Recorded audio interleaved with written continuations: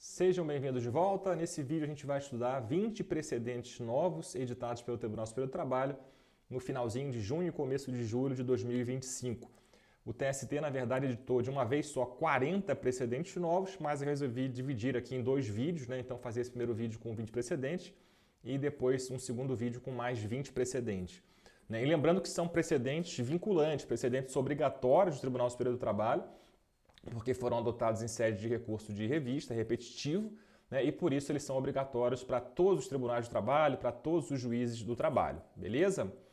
Lembrando aqui que tem uma playlist no meu canal do YouTube com todos esses precedentes, tá? Que o TST editou em 2025. Então todos lá, desde fevereiro de 2025, eu coloquei na playlist, então vocês conseguem encontrar isso com facilidade, beleza?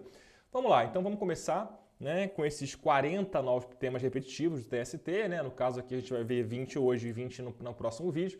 O primeiro deles aqui é o tema 155 do recurso de revista repetitivo, né? O tema fala assim: a indenização por danos materiais prevista no artigo 950 do Código Civil, decorrente de ato ilícito que cause incapacidade para o ofício, deve ser fixada da seguinte forma.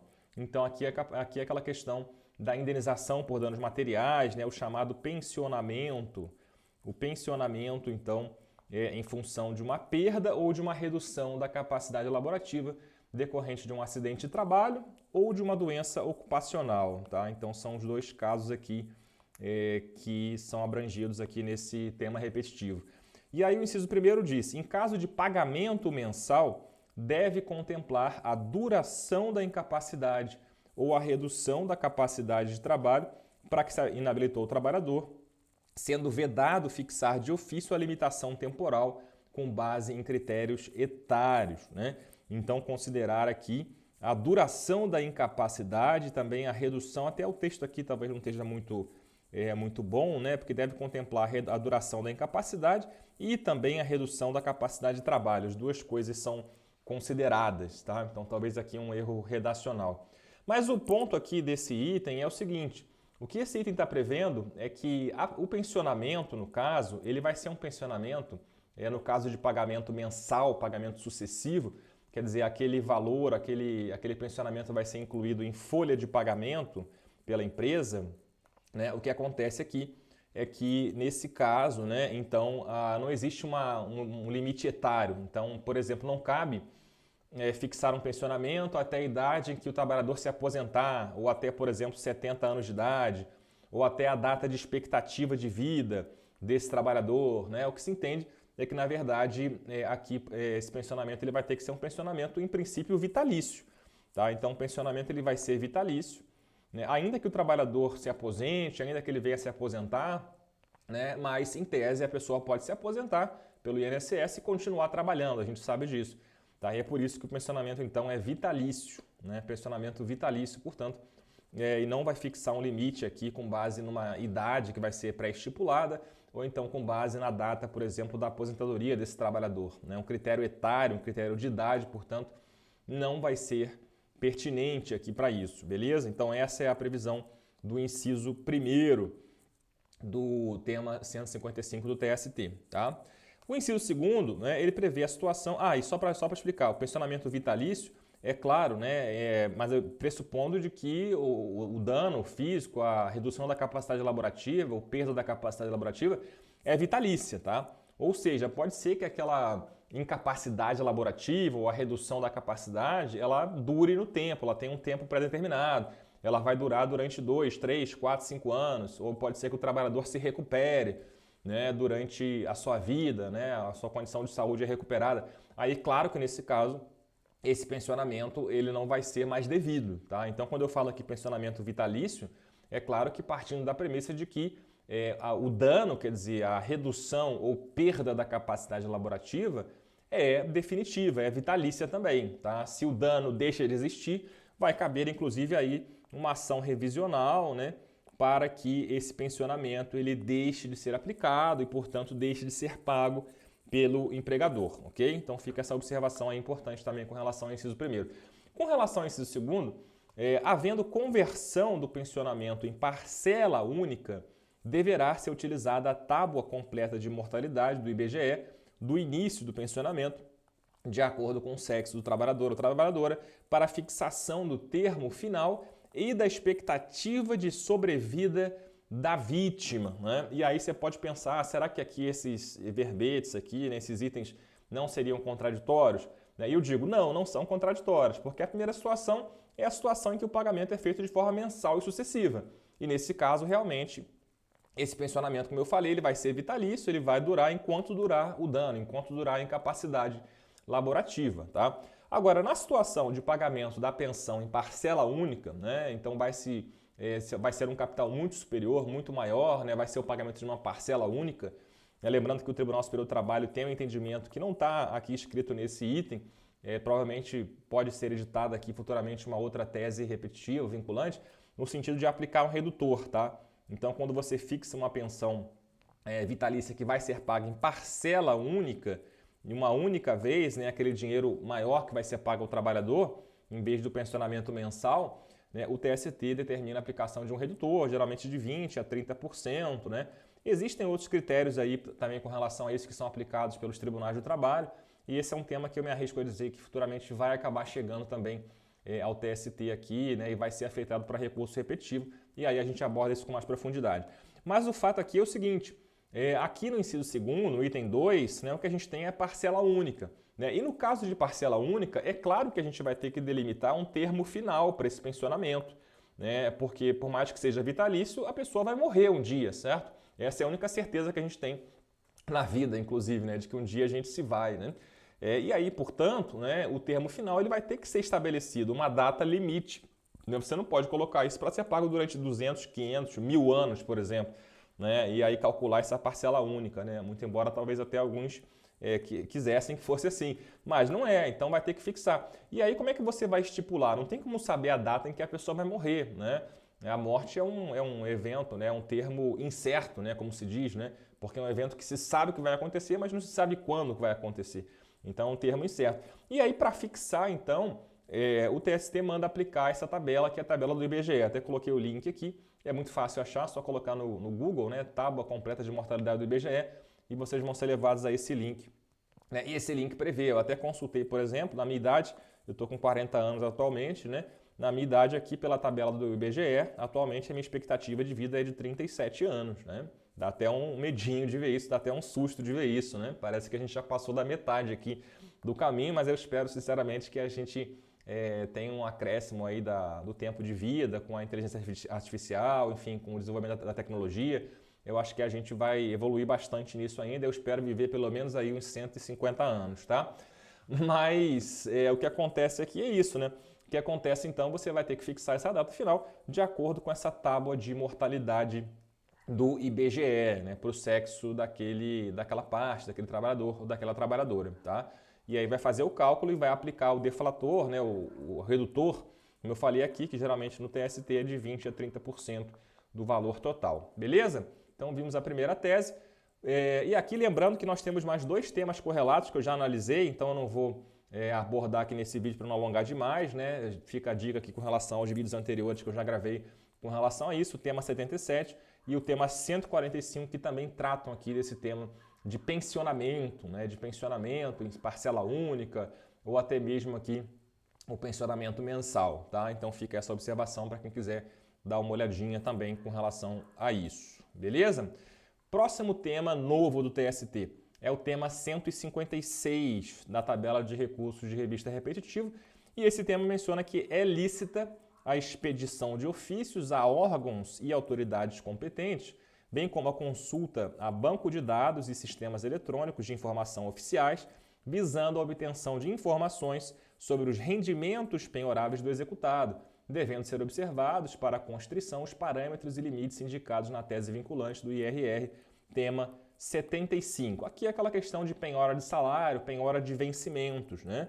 E aí é uma tese que, a meu ver, né, nem precisaria existir, porque já fica até implícita aqui no tema 75, né, que é o tema que prevê aqui um limite máximo, né, de 50% do salário, dos rendimentos do executado pessoa física. Eu até faço uma crítica a isso, né, no vídeo em que eu analisei esse tema aqui. Eu acho que esse percentual é muito elevado, em princípio não vai ser recomendável, né? Em geral o recomendável é um percentual de 10% a 30% dos rendimentos do executado, tá? Mas esse é um tema que eu abordei no vídeo específico sobre o tema 75 do recurso repetitivo. Aqui, então, ele está apenas, o TST está apenas confirmando que é lícita a expedição de ofício, consulta sistemas judiciais, que são sistemas que vão permitir o acesso a essa informação de que esse sócio, por exemplo, da empresa, que é um sócio devedor, ou a pessoa física que é executada, que essa pessoa física tem um rendimento penhorável, tem um salário, tem um provento de aposentadoria, por exemplo, E é claro que isso aqui vai ser possível, aquela ideia de haver um sigilo fiscal, um sigilo bancário, é claro que isso não vai se aplicar aqui para fins de execução, tá? Na execução, claro que vai ser totalmente possível essa investigação, não só possível, como em muitos casos vai ser necessário, tá? Então a gente tem vários sistemas que podem ser usados para essa finalidade, por exemplo aqui o próprio InfoJude, que vai permitir o acesso à declaração de imposto de renda, e aí com isso você pode obter informação sobre o rendimento mensal recebido por aquele executado, o PrevJude também, que vai dar um dossiê previdenciário e ali vai constar um eventual vínculo de emprego, inclusive com o salário ali que é recebido por aquela pessoa. A gente tem também o sistema do CAGED, pode ter outros sistemas também que podem dar acesso a esse tipo de informação, a informação de um rendimento penhorável que é recebido periodicamente pelo executado, pessoa física, tá? E é claro que é totalmente legítima essa consulta para fins de execução, não tem nenhum problema nisso, não tem nenhuma violação a um direito à privacidade, até porque a privacidade não é um direito absoluto, é um direito que tem que ser ponderado com outros, inclusive com o direito de acesso à justiça, e acesso, portanto, também à jurisdição executiva efetiva, beleza? Então, tema bem tranquilo esse.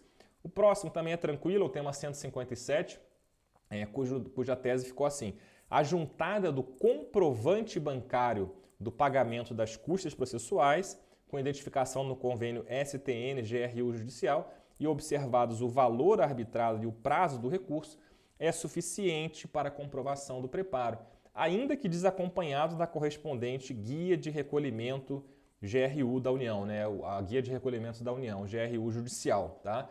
Então a pessoa quando vai pagar custas, para fins de recurso ordinário, recurso de revista ou para outros recursos, o mais usual e o mais indicado, a meu ver, é a juntada da GRU, dessa guia, porque é na GRU que vai ter a identificação de todos os dados do processo, o número do processo, o valor, Então isso dá muito mais segurança. Aqui o TST acabou flexibilizando um pouco, e admitiu a juntada apenas do comprovante bancário, desde que o comprovante bancário tenha essa identificação do convênio STN-GRU, tá? Então acaba facilitando aqui, tirando essa formalidade da necessidade de juntada da própria guia, tá? Então, na visão do TST, esse comprovante que indique o convênio já é suficiente para identificar o pagamento das custas e, portanto, esse recurso vai ser conhecido, ele vai ser considerado com preparo feito, Então, não vai haver nenhum problema com relação ao preparo. Próximo tema 158, também diz respeito à questão de recolhimento e fala assim: o comprovante de agendamento bancário não é suficiente para demonstrar o recolhimento das custas processuais e do depósito recursal e não cabe a concessão de prazo para regularização. Então, se o TST no tema 157 anterior ele foi mais complacente, a gente pode dizer, com relação à comprovação do pagamento das custas, porque ele admitiu aqui o mero comprovante do pagamento sem a guia, aqui no tema 158 o TST foi muito mais rigoroso, a gente pode dizer, com relação a esse tema. Porque aqui o TST falou, olha, não basta o comprovante de agendamento bancário. E aqui o TST, ele está certo na minha visão, tá? Na minha leitura, sempre a crítica aqui que a gente faz é a crítica doutrinária, a crítica acadêmica, Eu posso concordar com vocês, a gente pode concordar com algumas teses, pode discordar de outras, Isso faz parte aqui do jogo democrático, digamos assim, da dialética aqui do conhecimento, mas é claro que são teses vinculantes, obrigatórias para todos os juízes, como eu falei aqui no começo, tá? Mas o que acontece aqui é o seguinte, realmente eu concordo com o TST quando ele fala que o comprovante do agendamento não é suficiente, porque a gente sabe que a pessoa pode fazer um agendamento de qualquer pagamento e ela pode cancelar esse agendamento, Então, se ela cancela o agendamento antes do débito, está programado para fazer o débito amanhã, mas aí hoje à noite eu vou lá, né, e faço o cancelamento. Então não vai ter sido feito o pagamento, claro, né? Então concordo com o TST nessa parte. O que eu discordo do TST é da parte final, tá? É da parte final, né? Porque ele fala que não cabe conceder prazo para regularizar, né? Porque aqui a gente tem que lembrar do artigo 1007, parágrafo 2º e parágrafo 4º do CPC. Tá? Esses dispositivos do CPC, eles prevêem, né, que se houver uma insuficiência de preparo, o recorrente ele vai ser intimado para suprir esse vício em 5 dias. Né? Então, um preparo que foi feito, mas foi feito de forma insuficiente. E o parágrafo 4º, ele diz, então, que se o preparo não for comprovado, né, o recorrente que não comprovar no ato de interposição do recurso o preparo, ele vai ser intimado na pessoa do advogado para realizar o recolhimento em dobro, sob pena de deserção.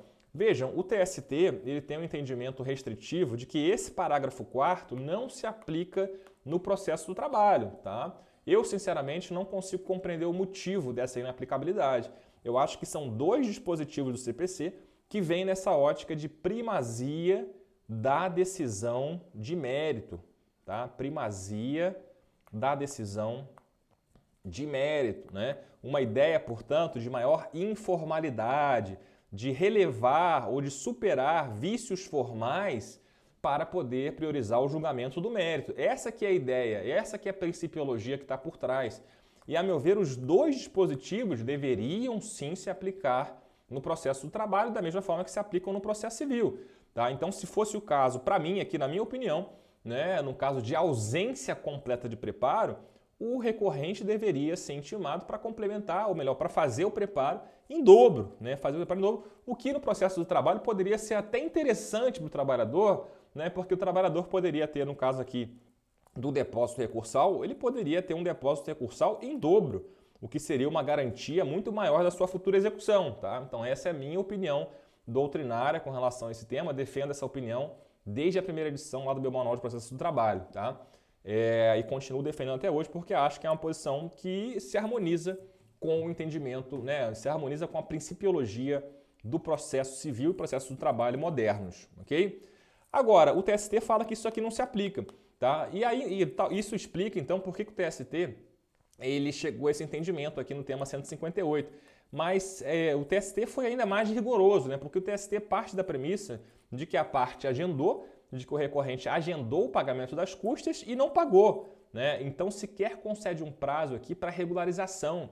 Né? Não concede um prazo, por exemplo, de 5 dias para que esse vício formal, né, a comprovação do efetivo débito e não apenas do agendamento, para que a comprovação do efetivo débito seja feita. Tá? A meu ver, deveria ser feita assim, deveria ser pertinente aqui a concessão de prazo em função do princípio da primazia da decisão de mérito e da ideia de maior informalidade. Tá?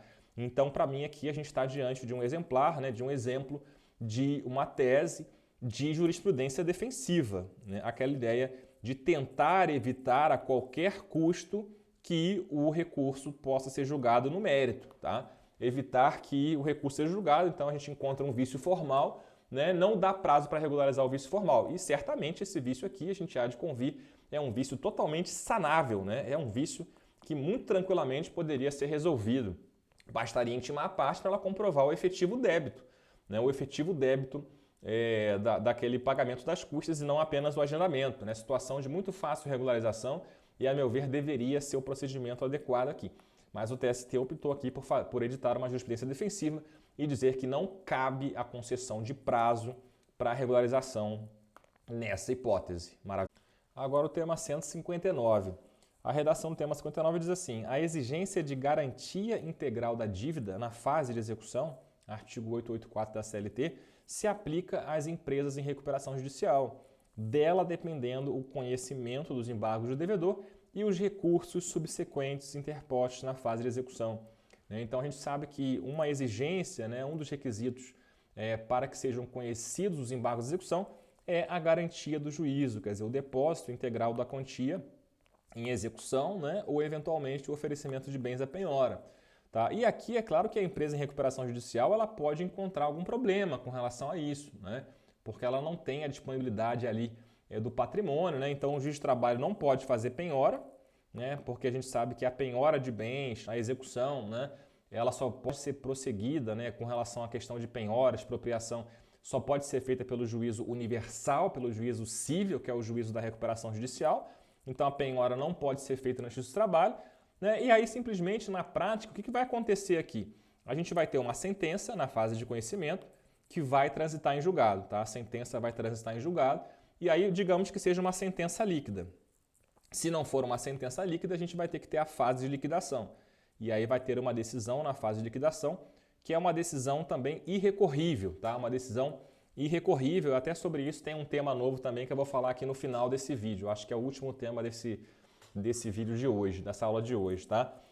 Mas enfim, você vai ter então a definição de uma sentença líquida ou então a liquidação, né, por uma decisão que vai homologar os cálculos de forma irrecorrível.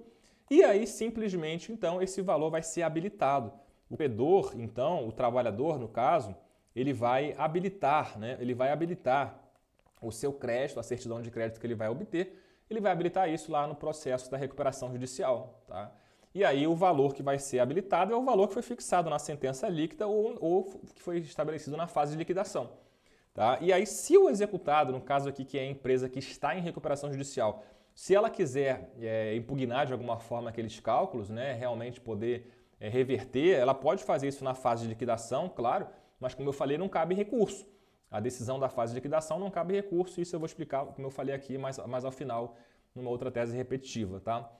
Mas não cabe recurso. Então, se a parte quiser impugnar novamente os cálculos, por exemplo, ela vai ter que garantir o juízo, tá? Então, a empresa em recuperação judicial, por mais que a penhora não possa ser feita, essa empresa ela vai precisar se virar, digamos assim, para que ela possa arrumar esse capital ou conseguir um seguro garantia judicial, que seja alguma coisa para ela poder, então, garantir o juízo e aí sim ofertar os embargos de execução, né? E a partir dos embargos de execução, julgados, né, julgamento final dos embargos, a gente poderia ter uma modificação do valor, por exemplo, né, ou até uma extinção da execução, por exemplo, se fosse o caso, e isso repercutiria lá no crédito, tá? Mas o crédito ele vai ser habilitado, né, porque a gente tem uma decisão transitada em julgado com valor liquidado, tá certo? Então fica aí essa observação. Pode ser um pouco difícil do ponto de vista operacional para essa empresa em recuperação judicial, né, mas ela vai, se ela quiser impugnar aquele cálculo, aquele valor, aquela execução, ela vai precisar dar um jeito de conseguir garantir o juízo, seja com depósito da quantia, com seguro garantia ou até com oferecimento de bem em penhora, mas isso vai ter que ser autorizado, claro, pelo juízo da recuperação judicial, tá? Qualquer ato de constrição somente pode ser feito pelo juízo e autorizado pelo juízo da recuperação judicial, ok?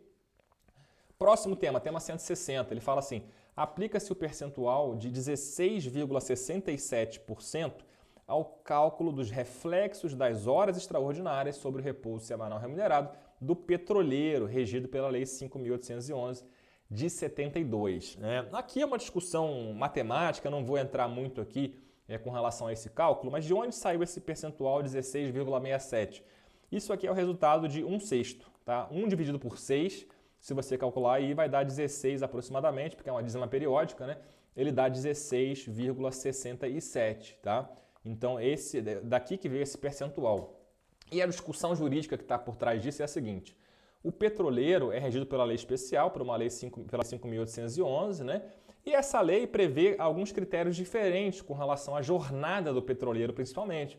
Porque é uma categoria que a gente sabe, né? Que ele vai trabalhar embarcado, vai trabalhar em alto mar, né? Então, por essas especificidades, é claro que esse trabalhador não pode, por exemplo, ir trabalhar e voltar para casa todo dia, como faz um trabalhador normal, digamos assim, de uma categoria padrão, né? Então, aqui no caso, esse trabalhador ele vai ficar embarcado, geralmente fica embarcado 15 dias, é o mais comum, às vezes fica 21 dias, enfim, e depois ele volta para a terra e tem folgas, né, em quantidade igual ao número de dias trabalhados. Então, ele trabalha na escala, por exemplo, 15 por 15, né, 15 dias embarcado, trabalhando e 15 dias de folga, tá? É uma jornada, a gente vê, uma escala bem diferenciada do petroleiro. E aí, por conta dessa diferenciação, por conta de previsões também da Lei 5.811, surgiu uma tese no sentido de que, olha só, o repouso semanal remunerado do petroleiro, ele equivaleria, por exemplo, a todas as folgas que esse petroleiro tem quando ele está em terra, né? Ou então uma outra tese que teria que calcular a quantidade lá de dias do mês, né? E aí 25, aí seria 5 dias de folga, né? Fazem aqui uma espécie de jornada ficta e aí o percentual seria de 20%. Enfim, existem várias teses com relação a isso, tá? E são teses que, claro, são respeitáveis, são louváveis, né? Só que são teses que foram afastadas pelo TST. Então, o que o TST fala é o seguinte, olha, toda essa regulamentação especial do petroleiro, com relação à jornada, com relação a dias trabalhados, com relação a folgas, por exemplo, isso aqui foi feito em função dessa especificidade da categoria, mas isso não muda o critério de repouso semanal remunerado. Tá? Então, por mais que ele possa ter mais folgas ou menos folgas, etc., né, o repouso semanal remunerado petroleiro ele vai ser calculado da mesma forma que o repouso semanal remunerado das pessoas em geral, dos trabalhadores em geral, que é justamente esse percentual de 1/6. Né? Se a gente for na lei 605 de 1949, que trata sobre o repouso semanal remunerado, essa lei fala que o repouso vai ser pago na base de 1 dia, né, para cada 6 de trabalho. Né? Então, qual é o valor do repouso semanal remunerado? É 1/6 do salário recebido na semana. Né? Então, se na semana ele recebe, por exemplo, um exemplo aqui, R$600, né? R$600 equivale a 6 dias de trabalho, concorda comigo? E, portanto, quanto vai valer o dia do repouso? O repouso semanal remunerado equivale a 1 dia. 600 dividido por 6, ou seja, R$100. Percebe aqui? Essa aqui é a lógica, tá? É 1/6. Repouso semanal remunerado é 1/6, portanto, dos dias trabalhados na semana. Né? E é a partir disso, então, que se chega a isso. Né? Então, na verdade, o repouso semanal remunerado ele equivale a 1/6 do valor das horas extraordinárias. Tá? Então, quando for calcular os reflexos das horas extraordinárias, né, o percentual vai ser 16,67%, que equivale a 1/6 do valor das horas extraordinárias. Isso aqui corresponde ao reflexo, portanto, da hora extra no repouso semanal remunerado. Tá? É isso que vai acontecer aqui e isso acontece no petroleiro, tá? Também, porque a questão de folgas e tudo, quantidade de dias trabalhados, não afeta a aplicação da Lei 605 de 49 na visão do Tribunal Superior do Trabalho. Ok? Próximo tema, tema 161 da tabela de recursos repetitivos.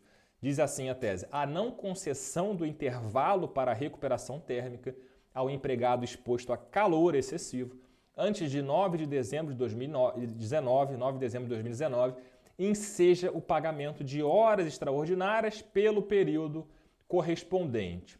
Qual é a situação aqui? A situação aqui é a seguinte, essa data, né, o TST não tirou da cartola, não tirou à toa. Né? O TST aqui simplesmente ele trouxe essa data porque é a data em que foi editada a portaria 1359 da Secretaria aqui do Ministério do Trabalho, não sei sinceramente o que significa essa sigla agora, só olhando, né? Mas a portaria 1359 de 2019 que alterou o anexo 3 da NR15. Tá? Esse anexo 3 da NR15 ele tem um quadro, que é o quadro 1, que diz respeito à questão térmica, a questão do calor, tá? O trabalho em calor. Lembrando que o calor, para gerar insalubridade, é apenas o calor artificial, tá? O calor artificialmente gerado. Né? A exposição à luz do sol, na visão do TST, não gera o direito adicional de insalubridade, certo? Então aqui seria o calor artificial, né? Artificialmente gerado, né? Para dizer melhor aqui. E aí é o seguinte, olha só, o que vai acontecer aqui, então, nesse caso? Né? Aqui o TST fala, olha, antes disso, porque essa portaria, ela modifica esse quadro e essa portaria, ela indica ali os limites de tolerância, a temperatura e o tempo de exposição do trabalhador. Né? E é claro que, eventualmente, a concessão de intervalos pode, de alguma forma, reduzir ou pode até neutralizar essa insalubridade. Tá? Isso vai ter que ser visto em prova pericial técnica. Tá? Então, eventualmente, pode haver a concessão de pausas para recuperação térmica e isso pode ter alguma repercussão com relação ao próprio adicional de insalubridade, tá certo? Agora, a discussão é, na visão do TST, antes dessa portaria, né, as pausas, os intervalos para recuperação térmica que eram previstas no próprio quadro 1 do anexo 3 da NR15, né, essas pausas, caso não fossem observadas, caso não fossem obedecidas, essas pausas seriam um intervalo suprimido. O intervalo suprimido.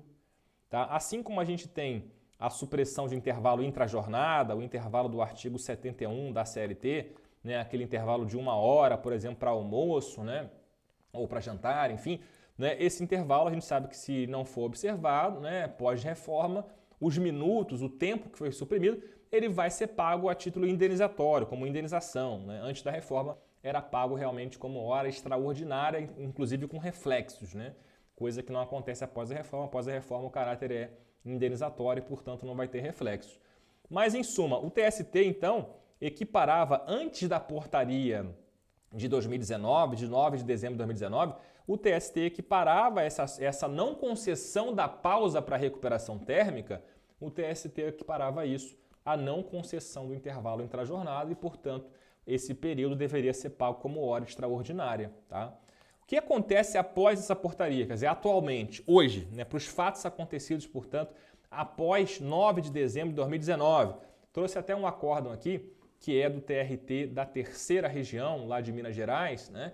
E ele prevê, ele decidiu especificamente, ele falou, a partir da vigência da portaria SEPRT 1359 de 2019, em 9 de 12 de 2019, a inobservância pela reclamada da NR 15, anexo 3, com relação às pausas, não está dito aqui, mas é com relação às pausas, impõe o pagamento do adicional de insalubridade, conforme o caso, e limita-se a configurar infração administrativa, não mais respaldando o reconhecimento de horas extras, tá?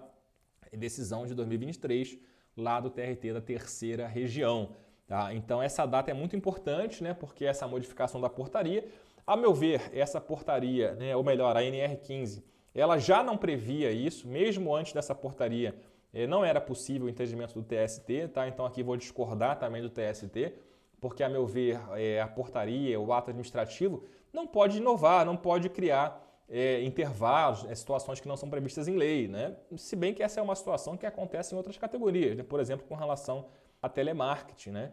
Em que a gente tem lá a NR17 prevendo o intervalo de telemarketing, né? Pausas de 10 minutos, 2 pausas de 10 minutos, né? Mais um intervalo lá de 20 minutos, né? Que também não está previsto em lei, né? E o telemarketing, isso está previsto também na NR17.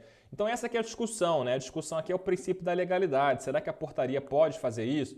Essa é uma discussão interessante, né? Uma discussão interessante. E pensando melhor aqui, eu até concordo com o TST, tá? Eu volto atrás aqui no que eu falei, não vou nem editar o vídeo, mas eu concordo com o TST, porque aqui, na verdade, por mais que tenha sido criado um intervalo, né?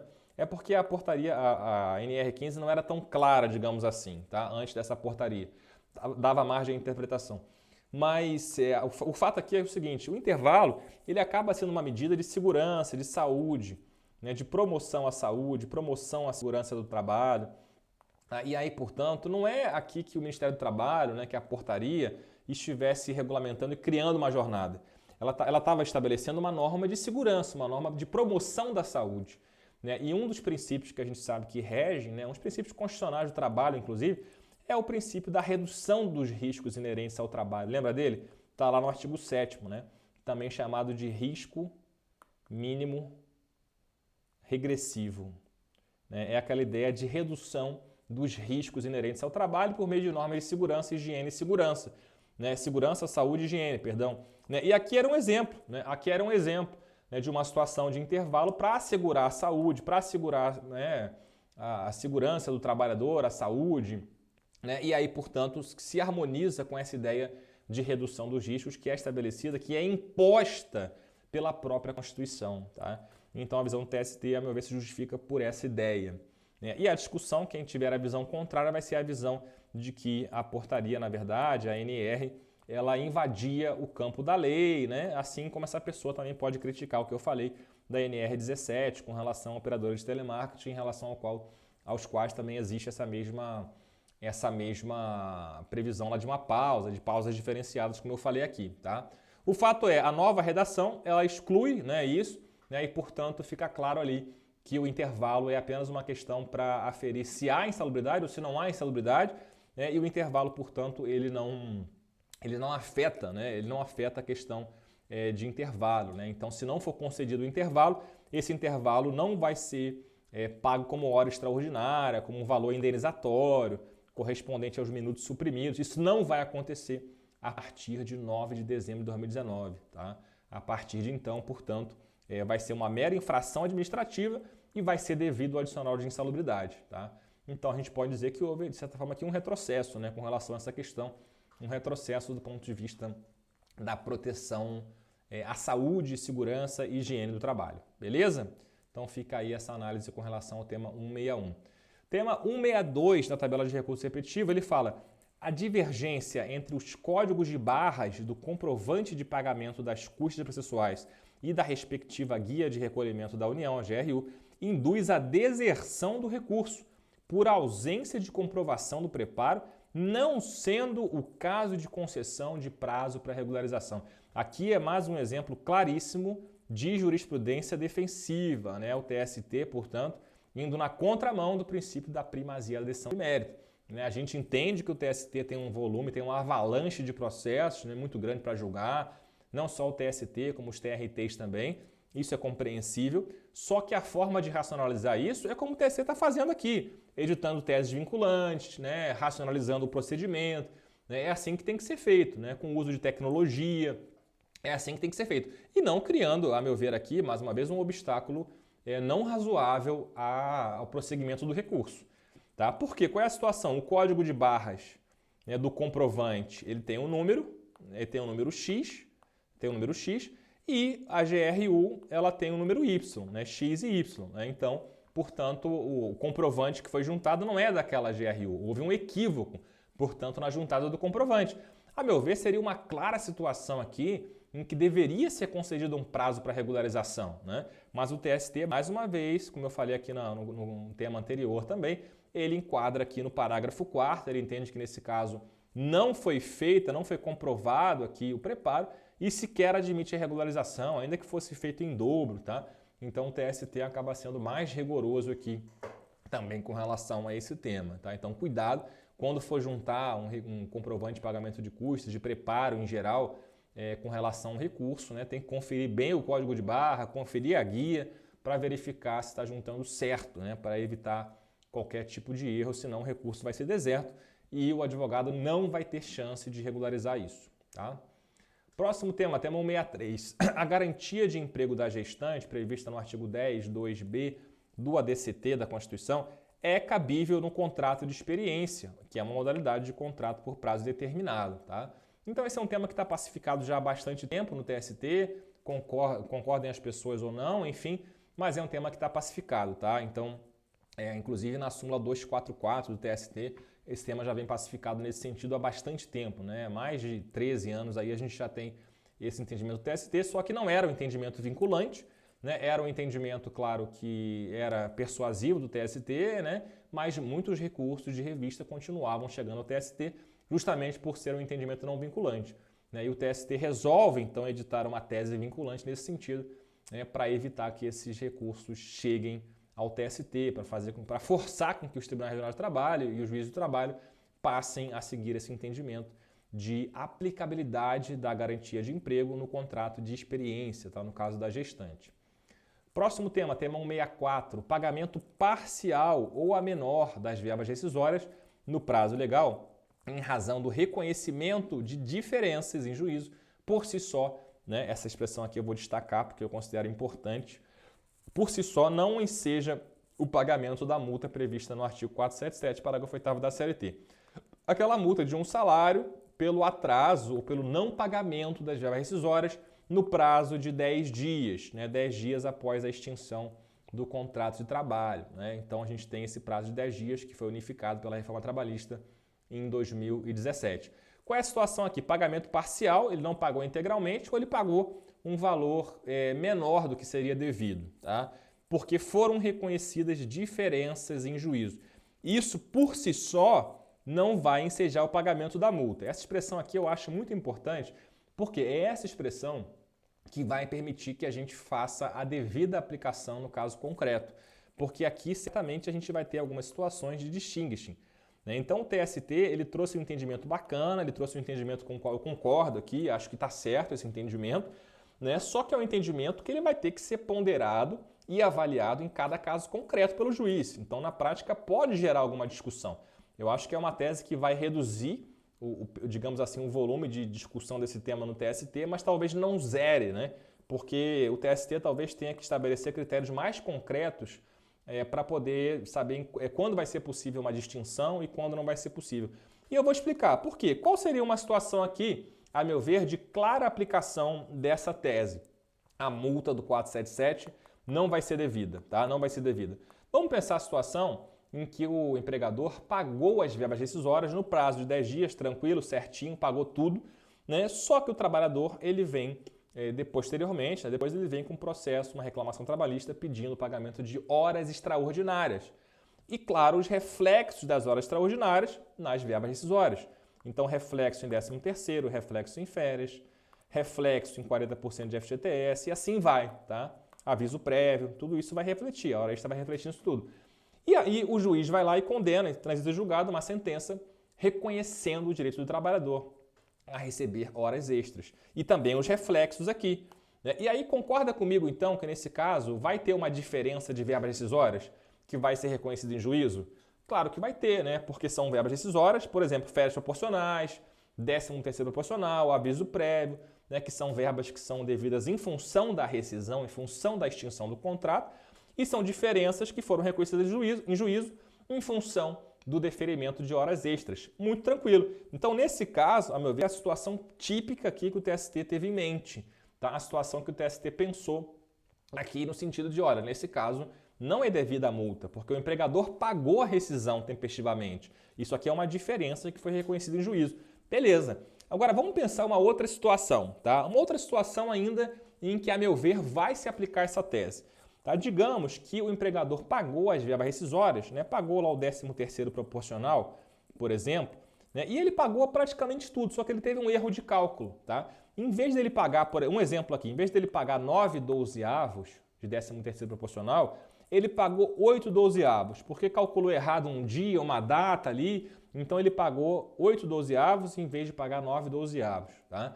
E aí o trabalhador pede a condenação do empregador ao pagamento dessa diferença de verbas rescisórias, diferença a saber do 13º proporcional, que foi pago 1/12 a menor, né? Pagamento 1/12 a menor. E nesse caso, será que vai ser devida, né? Porque o juiz vai condenar, digamos que o juiz condene, então, a empresa a pagar essa diferença de 1/12 do 13º proporcional. Né? E aí, será que nesse caso a multa vai ser devida? Porque foi pago aqui um valor inferior de verbas rescisórias, um valor inferior ao que seria devido? A meu ver, a multa não vai ser devida nesse caso.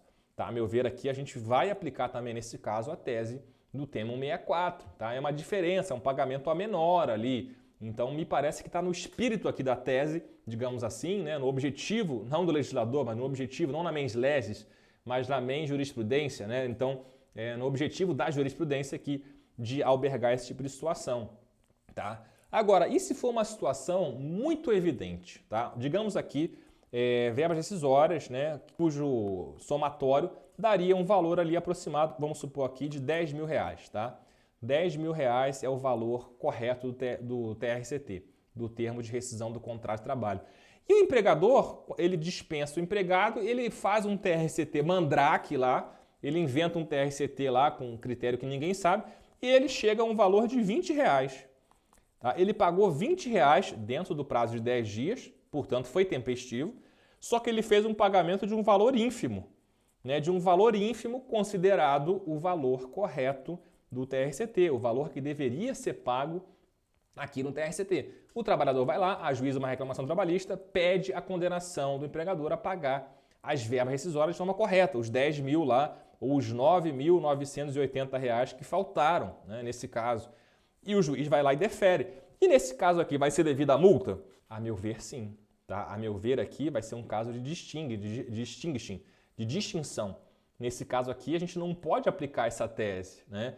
Porque aqui não é uma questão de pagamento, né? Não é por si só, como diz aqui a tese, o reconhecimento de uma diferença aqui, uma diferença razoável. Aqui é uma clara violação da boa-fé objetiva pelo empregador, né? Uma clara tentativa de burlar, de fraudar a lei, né? Fraude à lei, que é um instituto do Código Civil, inclusive. Tá? Então, a meu ver aqui, isso não pode ser chancelado. Tá? Então, nesse tipo de caso em que claramente existe uma fraude, existe um erro inexcusável, eu posso colocar assim, a gente pode construir doutrinariamente dessa forma, se esse pagamento for feito a menor por um erro inexcusável, um erro, portanto, que não se justifica à luz da boa-fé objetiva, nesse caso a multa vai ser devida, porque senão o judiciário vai estar chancelando uma fraude à lei, que não é o objetivo do enunciado, tá? O enunciado, portanto, ele vem para essas situações em que de fato é reconhecida uma diferença controvertida em juízo, uma parcela que foi deferida em juízo, por exemplo, ou um erro de cálculo sutil, né, feito de acordo com a boa-fé. Esse que é o critério que vai nortear. Então, se for um erro, portanto, excusável, um erro desculpável, um erro que pode ser perdoado, né? Como eu falei aqui, ele pagou 8/12 em vez de pagar 9/12. Beleza? Então, nesse caso aqui, a gente aplica a tese e não vai ser devida a multa do 477. Beleza. Agora, se for um erro inexcusável, um erro, portanto, imperdoável, né, porque viola a boa-fé objetiva, nesse caso a multa vai ser devida, ok? Então, para mim, esse vai ser o critério para uma eventual distinção no caso concreto. Próxima tese, tema 165. A incidência da prescrição parcial em relação à pretensão a diferenças salariais decorrentes da não observância dos critérios de promoção estabelecidos em plano de cargos e salários não impede o reconhecimento do direito a promoções anteriores ao quinquênio, mas seus efeitos pecuniários restringem-se ao período não prescrito. Né? Situação interessante, situação, por exemplo, de promoções, né, de plano de cargos e salários. Né? E aí, por exemplo, digamos um trabalhador que tenha 20 anos de casa e esse trabalhador alega que não foi observado pela empresa o plano de cargos e salários, por exemplo, e ele teria direito a várias promoções nesses 20 anos que não foram observadas. Né? Ele, por exemplo, seria, digamos lá, o supervisor nível 1, aí depois de 5 anos passaria para nível 2, para nível 3, depois para nível 4. Tá? Digamos que a empresa ela tem esse plano, a cada 5 anos a pessoa automaticamente ela vai ser promovida. Só que ao longo dos 20 anos a empresa não observou e esse trabalhador continuou enquadrado como supervisor nível 1. Né? E depois de 20 anos ele vem postulando então essas diferenças salariais decorrentes dessa promoção. Ele pode pedir? Né? Ele pode pedir. Tá? Por quê? Porque aqui é o seguinte, a gente tem que diferenciar o pedido declaratório, porque com relação ao pedido declaratório não há prescrição. Tá? Não há prescrição com relação a pedidos declaratórios. Tá? Então não há prescrição porque é um pedido declaratório. Então, o que ele está pedindo aqui é o seguinte, eu quero uma declaração judicial de que eu tenho direito a ser enquadrado como supervisor 2 a partir de tal ano, 2015, por exemplo, supervisor 3 a partir de 2020 e supervisor 4 a partir de 2025. Eu quero essa declaração. Isso vai ser declarado. Com relação a isso, não há prescrição. É um pedido meramente declaratório. Tá? E a partir desse reconhecimento, é claro que ele vai poder postular os últimos 5 anos. Os últimos 5 anos no enquadramento correto, que seria aqui, por exemplo, porque aqui ele seria enquadrado, no meu exemplo, como supervisor nível 4. Então ele poderia pedir os 5 anos, por exemplo, aqui daqui para trás, 2020 para frente. No caso seria nível 3, né? Aqui no meu exemplo. Tá? Então percebe a diferença? Né? A declaração então da promoção ela vai ser feita. O efeito pecuniário disso é que só pode observar os 5 anos, porque o efeito pecuniário, claro, diz respeito aos últimos 5 anos. É um pedido condenatório e aí para pedidos condenatórios sim existe prescrição, tá? Que não existe, volto a dizer, para pedido declaratório. O pedido declaratório não é suscetível de prescrição porque não envolve uma pretensão, né? Isso aqui é a base do direito civil, né? Não existe uma pretensão resistida num pedido declaratório, né? E prescrição ela só se faz presente quando existe uma pretensão, uma exigência de um comportamento alheio que seja favorável àquela pessoa que está exigindo, né? Que tem aquela exigibilidade daquele direito, ok? Então fica aí a análise do tema 165. Tema 166 é específico da Petrobras. A criação de níveis remuneratórios diferenciados pela Petrobras, aplicáveis apenas a empregados ocupantes da categoria júnior, não viola o princípio da isonomia e não autoriza o pagamento de diferenças salariais aos ocupantes das demais categorias. Né? Então a Petrobras tem lá o seu plano de cargos e salários, né? Inclusive bastante complexo, né? E aí você tem lá profissional júnior, profissional pleno, salvo engano, profissional sênior, né? E aí a pessoa ao longo do tempo, e dentro de cada categoria dessa, existem subdivisões. Então tem o Júnior 1, o Júnior 2, o Júnior 3, né? E aí ele vai sendo promovido ali de acordo com vários critérios de antiguidade, de merecimento. Pleno também, vários tipos de pleno, vários tipos de sênior, né? Então aqui é um plano interessante para estimular a pessoa a crescer na empresa, a gente pode colocar assim. E aí a Petrobras percebeu que muitos empregados mais novos, com pouco tempo de casa, eles vinham saindo da empresa, porque a carreira não estava tão interessante para eles financeiramente, eles conseguiam outro emprego em outro lugar melhor, por exemplo, né? Geralmente são profissionais bastante habilitados, bastante qualificados, né? E aí eles conseguiam e saíam. Então a gente tinha aqui uma evasão, né? A Petrobras tinha uma evasão muito grande de profissionais nessa categoria inicial, na categoria júnior, e isso vai repercutindo, porque é o júnior que vira pleno, é o pleno que vira sênior, né? E é assim que vai crescendo na empresa, né? E isso então prejudicava a empresa como um todo. E aí a Petrobras criou um programa chamado de Programa de Aceleração da Promoção, algo assim, tá? Um programa de aceleração para a categoria júnior, especificamente para a categoria júnior, para que esses profissionais eles pudessem mais rapidamente, de forma mais rápida, pudessem ascender, pudessem galgar postos superiores, digamos assim, e ter uma remuneração maior, tá? Então, trazendo mais benefícios para a categoria júnior, tá? Em função dessa dificuldade, dessa evasão que eles estavam presenciando. E aí, é claro que os empregados da categoria pleno e categoria sênior, eles ficaram incomodados, disseram, a gente também tem direito. Se existe uma aceleração para o júnior, né, se o júnior ele vai poder crescer mais rápido ali, né, o pleno e o sênior também, a gente também quer esse direito. Né? E aí começaram a chover reclamações trabalhistas, né, muitas reclamações trabalhistas, pedindo esse reenquadramento, essas diferenças aí em função da categoria júnior, né? Em função desse benefício concedido para a categoria júnior, alegando uma violação da isonomia, um tratamento diferenciado. E o TST já há muito tempo pacificou o entendimento de que não há violação à isonomia, né? Porque violar a isonomia, né, seria se a situação fosse igual, mas são situações diferentes. Então, tratar de forma diferente situações que são diferentes, né? Isso aqui não viola a isonomia. A situação do júnior é específica, porque tem essa evasão, tinha essa evasão maior de empregados, gente saindo da empresa. Isso prejudicava a empresa, né? Então, já que a situação é diferente, o tratamento pode ser diferente também. Isso não viola a isonomia, tá? E, portanto, não autoriza o pagamento de diferenças salariais aos ocupantes das demais categorias. Maravilha? Próximo tema, tema 167. A gratificação semestral integra a base de cálculo da participação nos lucros e resultados, a chamada PLR, quando pactuada a sua apuração em norma coletiva sobre as verbas de natureza salarial. Tá? A gente sabe que a PLR vai ser disciplinada sempre pela norma coletiva. Tá? A norma coletiva vai trazer os critérios. Tá? E aqui vai prevalecer sempre a norma coletiva. Tá? Isso aqui é uma decorrência do tema 1046 do STF, né? Aquela ideia de prevalência do negociado sobre o legislado. Então a norma coletiva ela poderia inclusive excluir, tá? Isso não está dito aqui no tema 167, mas é mais uma distinção que a gente tem que atentar, tá? Porque a norma coletiva eventualmente pode excluir expressamente a gratificação semestral da base de cálculo da PLR. Será que pode? Pode.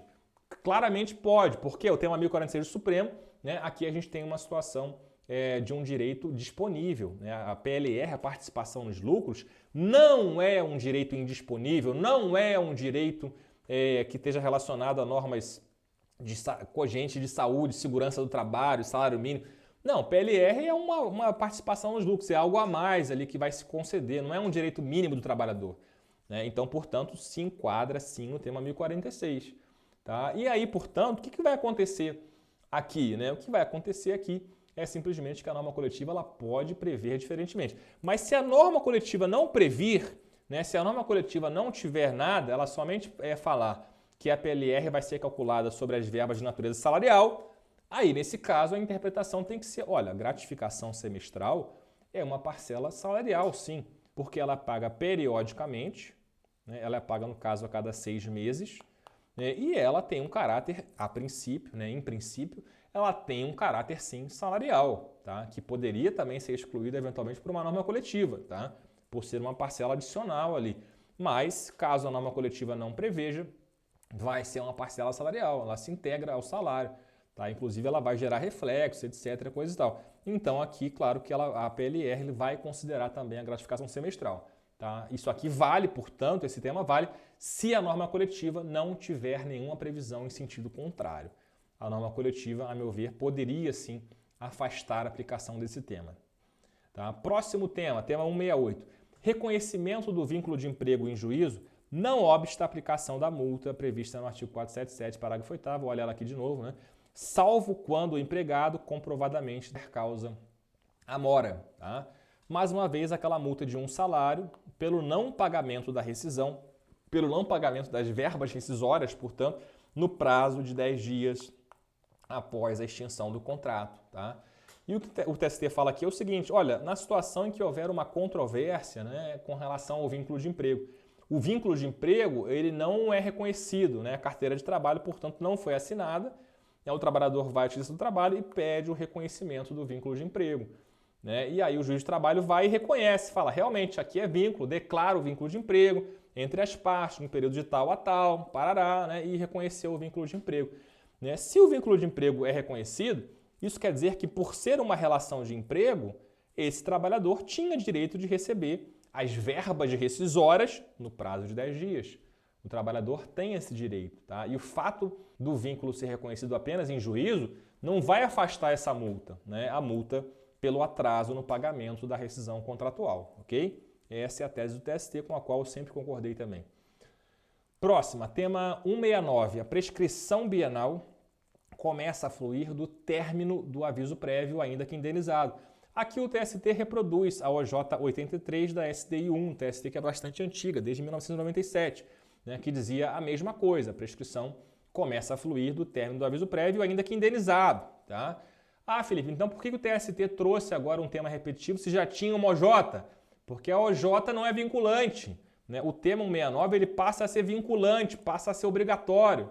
Tá? Então, por incrível que pareça, a gente tinha juízes, tinha tribunais que não aplicavam essa OJ, né? Que entendiam que a prescrição no caso de aviso prévio indenizado, ela fluía a partir da data realmente da comunicação da dispensa e não computavam o tempo do aviso prévio.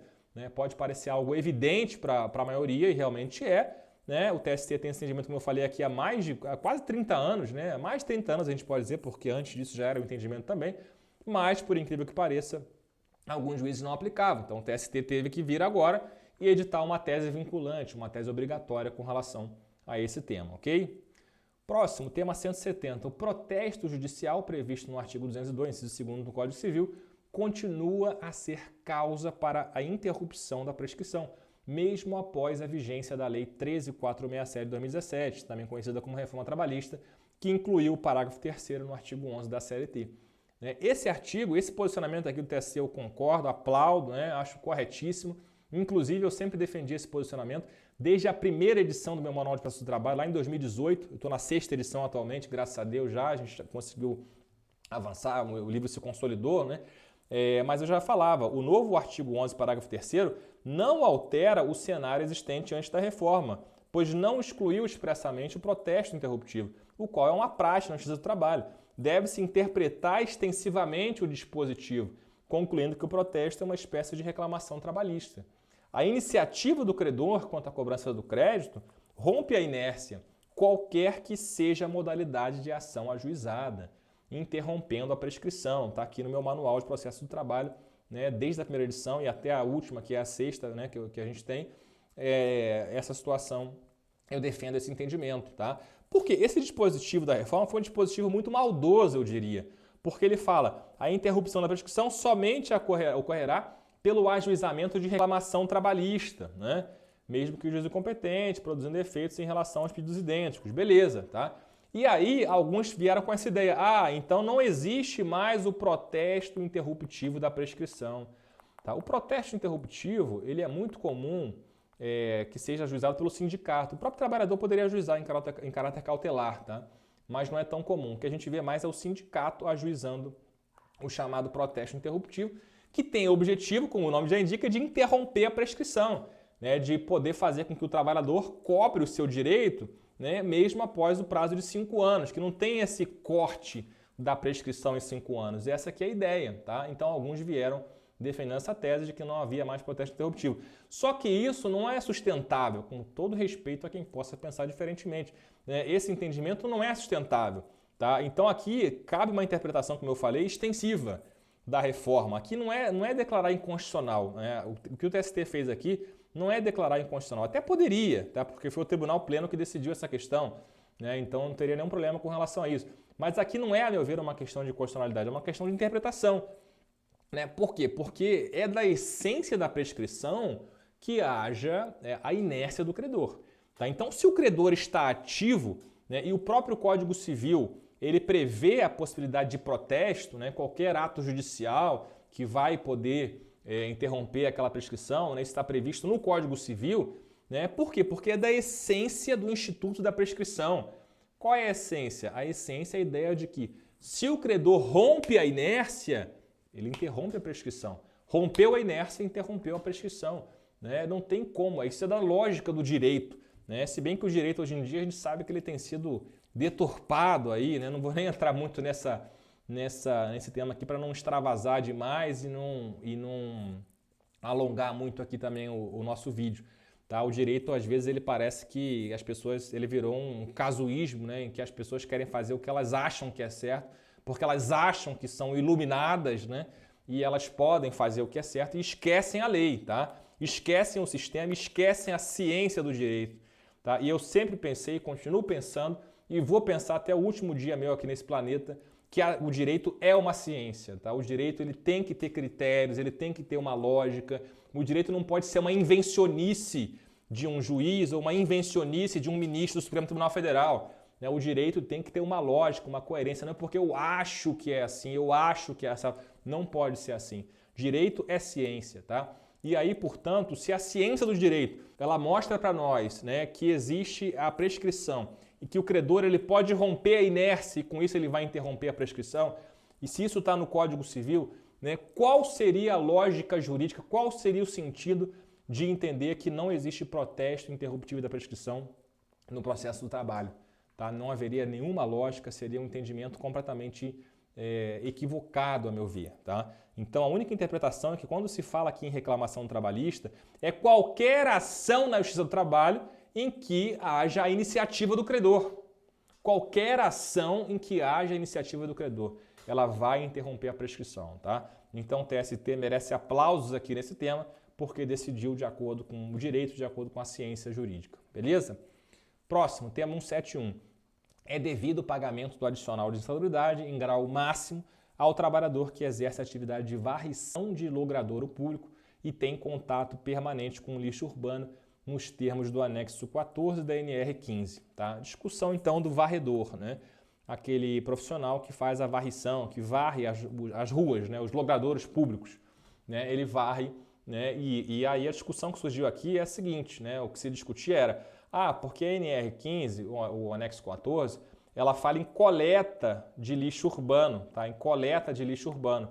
Então, algumas empresas defenderam que apenas o coletor de lixo urbano, aquele que geralmente vai no caminhão de lixo, vai pegando lixo, teria direito ao adicional de insalubridade.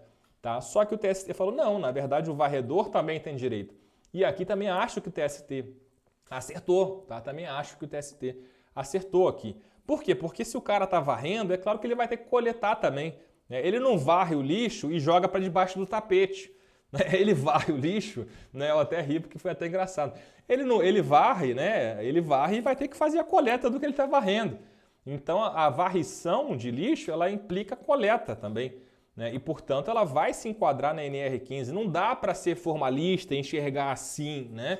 Mais uma vez, o direito é um sistema, tem uma lógica. Né? O cara está varrendo, ele está coletando também. Né? As duas coisas são indissociáveis. Tá? Então, a meu ver, o TST está corretíssimo aqui também nesse tema. Próximo tema 172.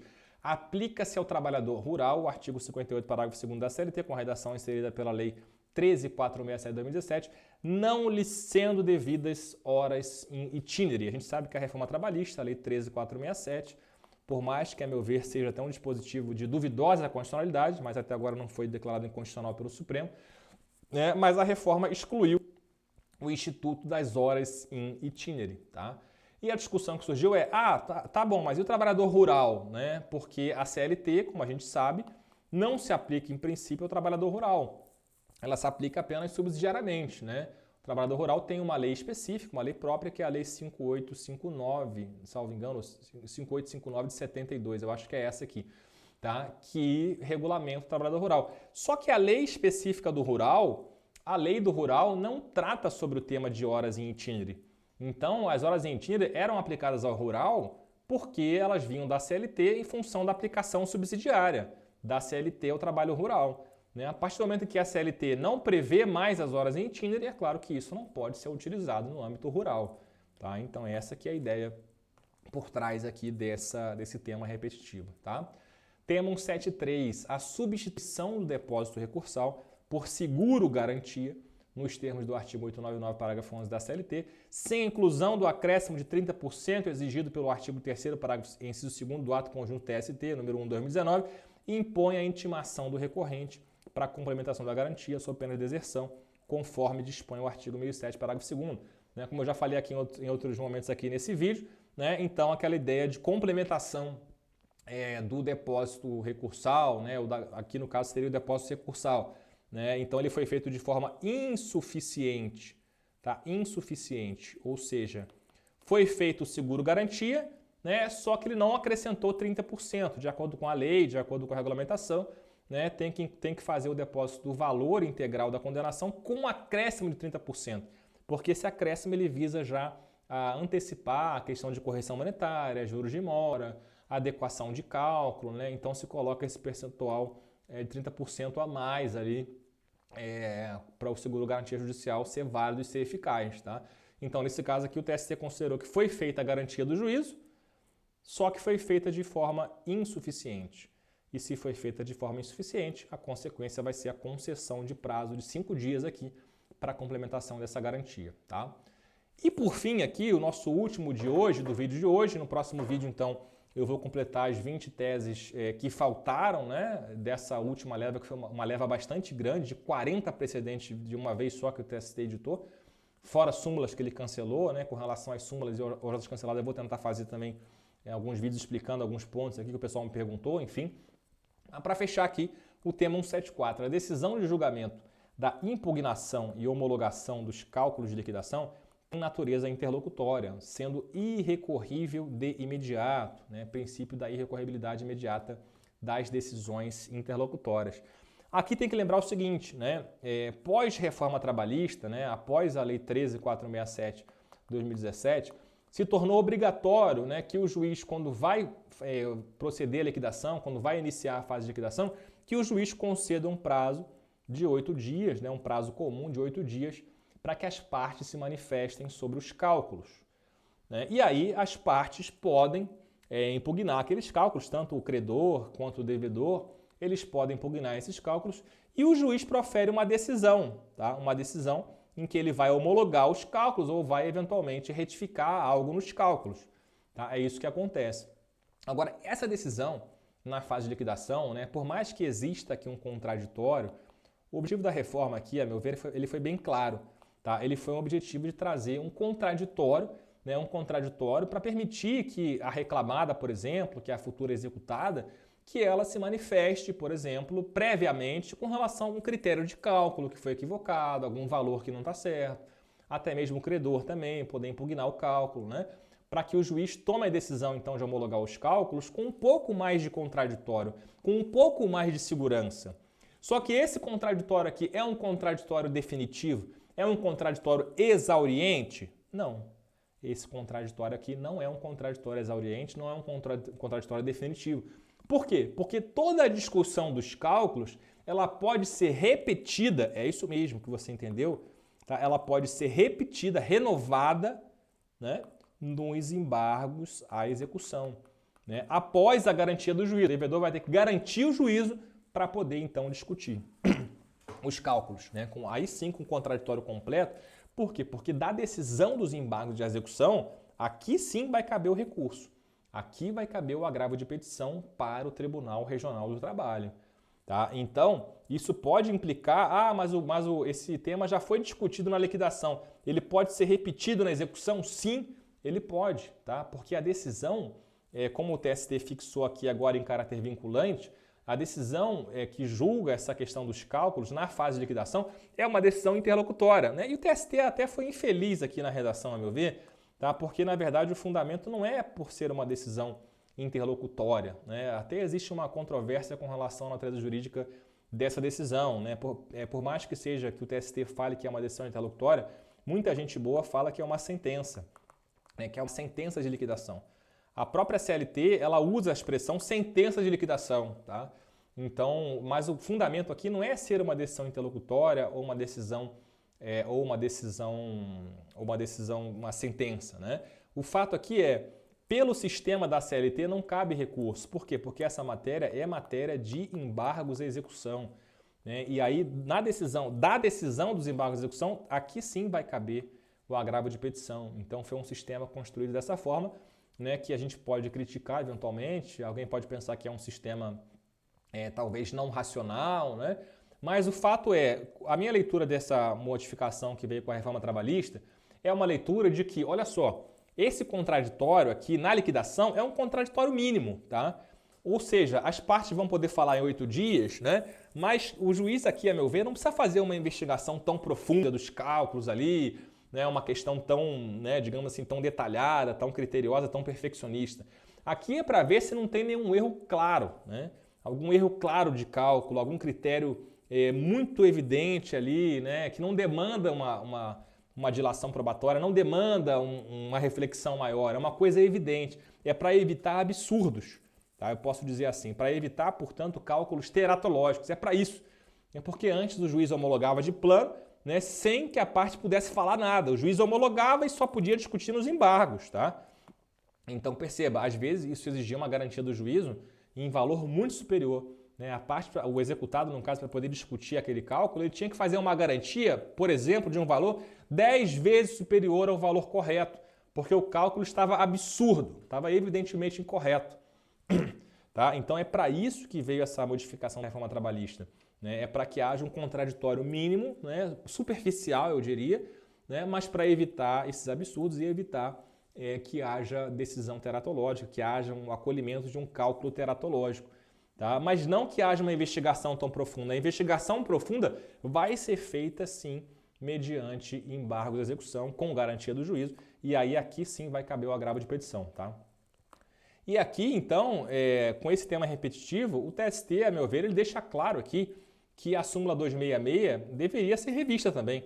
Tá? Ela não foi revista nessa leva que o TST cancelou agora, mas, a meu ver, deveria ser revista, né? Porque aqui menciona o cabimento do recurso de revista interposto de acórdão proferido em agravo de petição na liquidação de sentença ou processo incidente na execução, né? Inclusive embargos terceiro, e aí pressupõe demonstração inequívoca de violação direta à Constituição, né? É aquela ideia do recurso de revista na execução, né, que só cabe se violar a Constituição. Tinha até uma musiquinha isso, né? Recurso de revista na execução, só se violar a Constituição, né? Não sei se já ouviram essa musiquinha.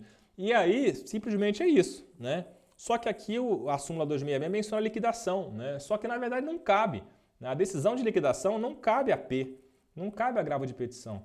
E se não cabe agravo de petição, com muito mais razão, também não cabe recurso de revista, tá?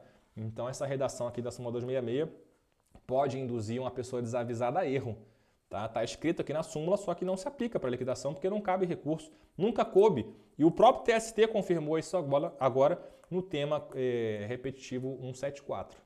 Beleza, minha gente? Então vou fechar por aqui, já me alonguei demais, né? São muitas teses, são muitos temas. Obrigado a todos que ficaram comigo até o final. E a gente volta muito em breve aí com o segundo vídeo, com os restantes 20, né? Com os outros 20 temas que faltou eu analisar aqui dessa leva de junho/julho de 2025. Um abraço, a gente se encontra.